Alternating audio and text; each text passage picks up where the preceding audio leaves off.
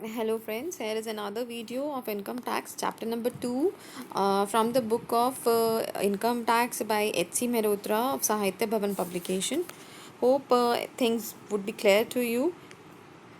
Let's start. It's agricultural income. Agricultural income क्या होती है? बेसिकली जो हम एग्रीकल्चर का काम करते हैं और एक्चुअल में जो हम प्रोसेस करके करते हैं, जैसे पानी, पहले बीज डाला, उसको पानी दिया, खाद खोदी, धरती को खोदा, तो ये सब चीज़ें करके जो हम चीज़ उगाते हैं ना, वो एग्रीकल्चर इनकम के अंदर आता है। कई चीज़ें ऐसी होती हैं जो खुद से उग जाती हैं, वो हमारी एग्रीकल्चर इनकम में नहीं है। चलो इसको देखते हैं क्या लिखा है। Meaning of agricultural income can be understood in 3 forms. Any rent or revenue derive from land. अगर अपनी धरती जो है वो हम किसी को किराए पर दे देते हैं और उससे भी अगर हमें इनकम हो रही है तो वो हमारी एग्रीकल्चर इनकम है। Second, which is situated in India. हाँ, ये बहुत ज़रूरी है कि वो लैंड जो है वो आपकी इंडिया के अंदर होनी चाहिए। And third is used for agriculture purposes. तो अगर फर्स्ट मीनिंग लेके चलें, जो फर्स्ट फॉर्म डिफाइन करता है वो ये करता है कि लैंड इंडिया में होनी चाहिए, एग्रीकल्चर पर्पस के ही काम आनी चाहिए। अगर एग्रीकल्चर पर्पस के काम नहीं आती है तो फिर वो एग्रीकल्चर लैंड नहीं है। तो इसलिए अगर हम किसी को अपनी लैंड किराए पर देते हैं जिससे हमें रेंट मिल रहा है और वो पर्सन भी उस पर एग्रीकल्चर का ही काम कर रहा है तो उसको हम एग्रीकल्चर इनकम बोलते हैं। सेकेंड फॉर्म देखते हैं, any income derive from such land bye agriculture operation. Agriculture operation मैंने अभी बताए, धरती है उसको खोदा है, फिर उसमें बीज डाला, पानी दिया, जिसको बोलते हैं ना इरिगेशन, सोइंग, कल्टीवेशन, ये सब एग्रीकल्चर के प्रोसेस होते हैं। तो जो हमने एक्चुअल में प्रोसेस करके इनकम कमाई है वो हमारी एग्रीकल्चर इनकम है। Any process by which cultivator or receiver of rent and kind which renders the produce fit for the market. अब जो चीज़ उग गई हमारे वहाँ पर, उसको बेचने के बाद जो हमारे को कहीं ना कहीं प्रॉफिट हो रहा है या कहीं ना किसी तरह को हमने उसको रखा हुआ है और हमें रेंट मिल रहा है, तो वो भी एग्रीकल्चर इनकम है। The sale of such produce, उसको बेचने के बाद जो भी हमारी इनकम होगी तो उसको हम बोलते हैं एग्रीकल्चर इनकम। अब थर्ड फॉर्म क्या कहती है, any income from a farm house. जो फार्म हाउस होते हैं ना वो भी हमारी एग्रीकल्चर इनकम में आते हैं। Conditions which should be satisfied which make income as agriculture income. ये कुछ कंडीशंस हैं जिनको सेटिस्फाई करेंगे तभी जो हमारी इनकम अर्न हो रही है वो हमारी एग्रीकल्चर इनकम में आएगी। Number one is the land must be situated in India. अगर इंडिया की इनकम कैलकुलेट करनी है तो एग्रीकल्चर इनकम तभी बनती है जब आपकी लैंड जो है वो इंडिया के अंदर है। Second point, land must be use for agricultural purposes. It means tilling of land, watering it, sowing of the seeds, planting and similar operations on land must be carried out by the assessee। तो जो भी assessee, जो भी person agriculture income को अपनी income के अंदर include कर रहा है तो उसको सबसे पहले ये देखना है कि एग्रीकल्चरल पर्पसेस के काम आई हो और एग्रीकल्चर ऑपरेशंस भी उसमें किए हों। तो ये सारे एग्रीकल्चर ऑपरेशन है जिसमें टिलिंग, वाटरिंग, सोइंग, प्लांटिंग, ये सारी चीज़ें आई। Number three is the receiver of the income from the land must have an interest in the land। तो जो रिसीवर है जिसको भी इनकम मिल रही है उसकी वो होनी चाहिए एक्चुअल में, चाहे उसको रेंट मिले चाहे वो खुद से काम करे। Number four is the direct income from agriculture is treated as agriculture income. Direct income का मतलब जो भी एग्रीकल्चर का काम किया, जो हमने उगाया उसको हम मार्केट में बेच कर आए, तो उससे जो हमारी इनकम हुई वो हमारी एग्रीकल्चर इनकम होती है। Next topic is kinds of agriculture income. इसमें फर्स्ट आता है rent or revenue derive from the land. किसी भी तरह का रेंट या प्रॉफिट हमें हो रहा है और कहाँ से हो रहा है, लैंड से हो रहा है। जो लैंड हमारी इंडिया के अंदर है एग्रीकल्चर पर्पस के काम आती है। When one person grants to another a right to use his land for agriculture purposes, the former receives rent or revenue from the letter.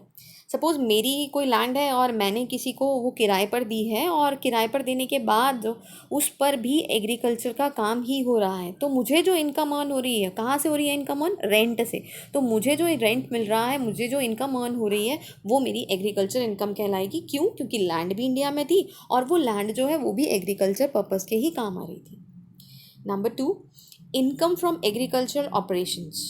तो जो हमने एग्रीकल्चर ऑपरेशंस अभी पढ़े, टिलिंग, सोइंग, वीडिंग, ये सब चीज़ें हमने पढ़ी ना, पानी देना, वो धरती को खोदना, उसमें खाद देना, उसके बाद बीज डालना, ये सब चीज़ें जो हैं ये एग्रीकल्चर ऑपरेशंस में आती हैं। तो अगर हमें इस तरह से उगाने के बाद अगर एग्रीकल्चर किसी भी तरह की कोई भी इनकम हो रही है तो उसको हम एग्रीकल्चर इनकम बोलते हैं। Number 3 is income from making the produce fit for the market. Produce fit for the market कब होगा? जब आपने पूरी तरह से उसको उगा दिया और अब वो मार्केट में बेचने के लिए तैयार है, आपकी उगाई हुई जो भी चीज़ है, तो उसको हम प्रोड्यूस फिट फॉर मार्केट बोलते हैं. If there is no market of the produce of the field and the cultivator or receiver of rent and kind performs any activity to make the produce fit for the market, any income from such activity is also agriculture income. वो कहते हैं ना, गेहूँ हमने उगा तो दी, लेकिन उसको उगाने के बाद हमें क्या करना है, उसको स्टोर करके रखना है अपने पास. और स्टोर क्यों करना है? क्योंकि जब तक हम उसको उसके ऊपर की चीज़ को अलग नहीं कर देंगे और उसमें से गेहूँ नहीं निकाल लेंगे, इसी तरह से चावल है, चावल की ऊपर की परत नहीं निकालेंगे और उसको अलग नहीं करेंगे, तो वो फिट नहीं है. मतलब उसको आप एज इट इज़ मार्केट में नहीं बेच सकते. तो जब आप प्रॉपरली उसको फिट करते हो तब तक आप अपने पास उसको स्टोर करके रखते हो. तो जब वो फिट हो जाती है मार्केट में, तब वो एग्रीकल्चर इनकम बन जाती है. और उससे पहले भी वो एग्रीकल्चर इनकम है जब तक आपने उसको स्टोर करके रखा.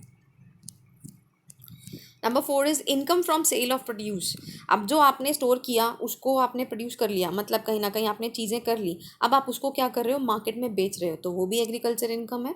Income derived bye a cultivator or receiver of rent and kind from the sale of produce raised or received by him is treated as agricultural income even if he keeps a shop for the sale of such produce. अब गेहूं है, आप government को सीधा नहीं दे रहे, लेकिन आपने अपनी एक शॉप बना रखी है और आप सिर्फ उसमें अपनी उगाई हुई, जो आपकी लैंड पर उगी हुई गेहूं है, उसको आप अपने शॉप पर रख रहे हो बेचने के लिए. तो इसका मतलब वहाँ से जो आपको इनकम हो रही है, लेकिन हाँ, सिर्फ वहाँ पर वो गेहूं ही मिल रही है जो उगी हुई है आपकी लैंड पर, तो हम उसको भी एग्रीकल्चर इनकम में इंक्लूड करते हैं. Number 5 is income from farm house. The income from a farmhouse is treated as agriculture income if the following conditions are satisfied. एक फार्म हाउस की इनकम एग्रीकल्चर इनकम तभी बनेगी जब ये कंडीशन सेटिस्फाइड होंगी. अब कंडीशन कौन सी है? Number 1, the building is owned and occupied by the cultivator or receiver of the rent or revenue of any such land. जो बिल्डिंग है वो कल्टीवेटर की है, मतलब अगर किसी तरह से उसने स्टोर भी कर रखा है अपना सामान, लेकिन वो एग्रीकल्चर पर्पस के काम आ रहा है, तो भी उसकी एग्रीकल्चर इनकम है. अगर उसकी लैंड है, उस पर वो काम कर रहा है, तो भी वो एग्रीकल्चर इनकम है. It is situated on or the intermediate vicinity of the agricultural land.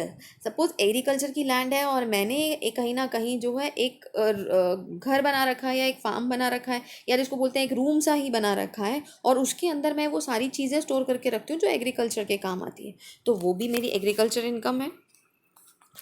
The building is by the reason of its connection with the land used as a dwelling house or a storehouse for the cultivator or receiver of rent and kind. तो ये भी वही point आ रहा है आपका कि जो building है वो आपके किसके काम आ रही है, जो आपने सामान उगाया उसको अब आप स्टोर करके रख रहे हो जब तक कि वो मार्केट में नहीं बिक जाता, या फिर आपने उसको रेंट पर दे रखा है और वो भी एग्रीकल्चर प्रोड्यूस जो फिट हो गया कि मार्केट में बिकेगा लेकिन अभी नहीं लेकर जा रहे हैं आप, तो उसको आप स्टोर करते हो, तो वो भी आपकी एग्रीकल्चर इनकम है.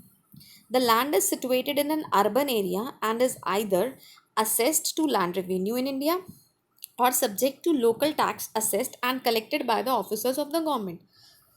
जो लैंड है वो अर्बन एरिया में है और उसके ऊपर कहीं ना कहीं लैंड रेवेन्यू जो है वो हम गवर्नमेंट को पे करते हैं. तो जब हम गवर्नमेंट को पे करते हैं तो उसकी एक कंडीशन आती है कि लैंड जो इंडिया में होनी चाहिए और उस पर कहीं ना कहीं रेवेन्यू पे कर रहे हो, तभी आपकी वो एग्रीकल्चर इनकम में आता है. Number 6 is income from saplings और seedlings. The income derived from the saplings or seedlings grown in the nursery shall be deemed to be agriculture income. तो नर्सरी में भी हम क्या करते हैं, पौधे उगाते हैं और आगे उनको बेचते हैं, बीज बनाते हैं, आगे उनको बेचते हैं, तो वो जो इनकम है वो भी एग्रीकल्चर इनकम में ही इंक्लूड होती है.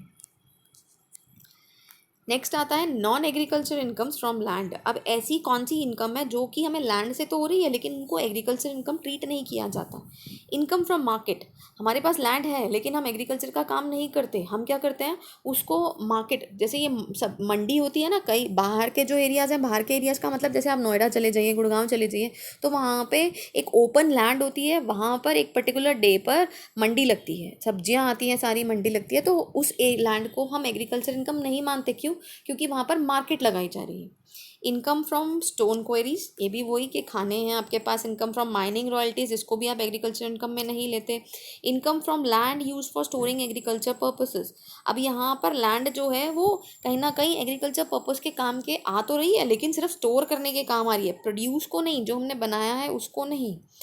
Income from self grown grass, trees और बैम्बू, जो चीज़ खुद से उग गई, अब वो खुद से उगी है, आपने उसमें कुछ नहीं किया। अगर आपने कुछ नहीं किया उसके अंदर, ना आपने धरती को खोदा, ना आपने धरती को पानी दिया, ना बीज डाला, ना उसके अंदर आपने खाद डाली, कुछ भी नहीं किया, लेकिन कोई चीज़ जो है वो खुद से उग गई, उसको जब आप मार्केट में बेच कर आते हो तो वो एग्रीकल्चर इनकम में नहीं आती है।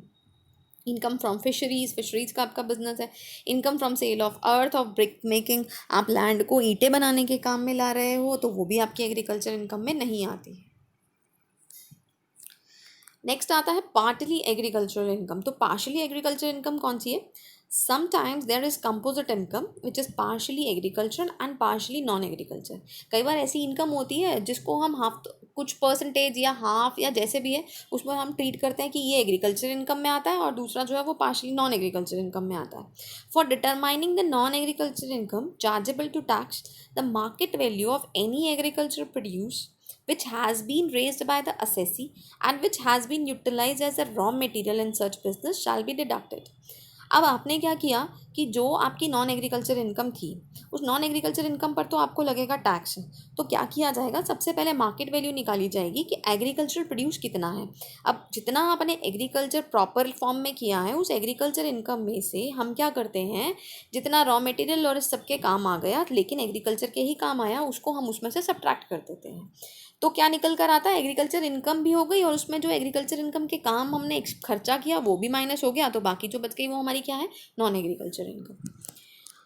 Market value, where the agriculture produce is ordinarily sold in the market, the value calculated according to the average price at which it has been so sold during the relevant previous year। अब क्या किया, जो agriculture produce है, मतलब जो आपने बना लिया, मतलब धरती पे उगा लिया, अब उसको प्रोड्यूस वो फिट है मार्केट में बेचने के लिए, तो आप उसको मार्केट में बेचते हो। अब उसकी वैल्यू कैसे कैलकुलेट करते हैं, एक एवरेज प्राइस फिक्स किया जाता है कि इतने पे आपने उसको मार्केट में बेचना है उस प्रीवियस ईयर के अंदर, तो हम उसको क्या बोलते हैं, वो मार्केट वैल्यू है। Second is where the agriculture produce is ordinarily sold in the market, the aggregate of the following shall be the market value. अब वो जो एग्रीकल्चर प्रोड्यूस है जिसको आप मार्केट में बेच रहे हो उसमें ये चीज़ें आती हैं, एक्सपेंसेस ऑफ कल्टीवेशन, जो भी आपने खर्चा किया उसको ऐड करो, लैंड रेवेन्यू और rent paid for the land on which it is grown, अगर आपने कहीं रेंट पे किया है तो आप उसको भी ऐड करो, profit which in the opinion of assessing officer is reasonable, इतना प्रॉफिट होगा ही होगा आपको, आपको पता है, आपको पिछले टाइम से आप एग्रीकल्चर काम करते आ रहे हो तो आपको पता है इतना प्रॉफिट इसको बेचने पर होगा, वो भी ऐड कर लो। तो जब ये तीनों चीज़ें ऐड करते हैं तो उसको हम बोलते हैं market value of agriculture produce, जितना आपने प्रोड्यूस किया। नेक्स्ट कुछ इंपॉर्टेंट पॉइंट्स है जिनको आपने लर्न करके रखना है, इनको एग्जाम्पल्स भी बोल सकते हैं। Profit of sugar factories which produce sugar from cane grown on their farms are treated as partially agriculture income. तो जो प्रॉफिट हो रहा है शुगर फैक्ट्री से, अब देखो गन्ना उगाया, वो गन्ना एज इट इज़ मार्केट में बिक गया, एज इट इज़ बिक गया तो इसका मतलब वो एग्रीकल्चर इनकम है। अब देखो गन्ना उगाया लेकिन उससे आपने चीनी भी बना ली, उससे आपने गुड़ भी बना लिया, तो इसलिए वो क्या बन गया, प्रॉफिट तो हो रहा है आपको, आपने चीनी बनाई है तो इसका मतलब कि वो non partly agriculture income, partly agriculture income में आता है वो।